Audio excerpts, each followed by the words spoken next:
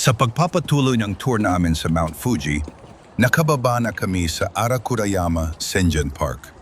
Medyo mahaba-haba rin ang hagdan pababa, pero sulit dahil sa fresh na hangin at ganda ng paligid sa baba. Sasalubong agad sa iyo ang mga local food vendors. Sobrang nakakatakam. May iba't ibang pagkain tulad ng lobsters, grilled chicken, at street snacks na perfect pang quick bite habang naglalakad. Pagdating sa unahan, napadaan kami sa rail track at biglang napahinto. May paparating daw na tren. Ang bilis lang din nitong dumaan, pero ang ganda panuurin.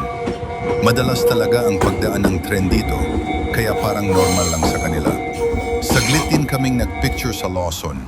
Ang linis at ang ayos talaga ng paligid, kahit convenience store, parang aesthetic spot na rin. Pagdating sa sikat na viewing spot, ganito sana kaganda ang view kapag kita ang Mount Fuji.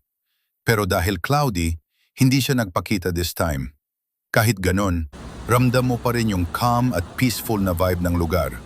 Tahimik, presko, at hindi crowded.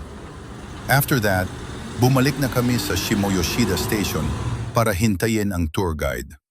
Habang naghihintay, nakaka-relax lang mag-observe ng paligid.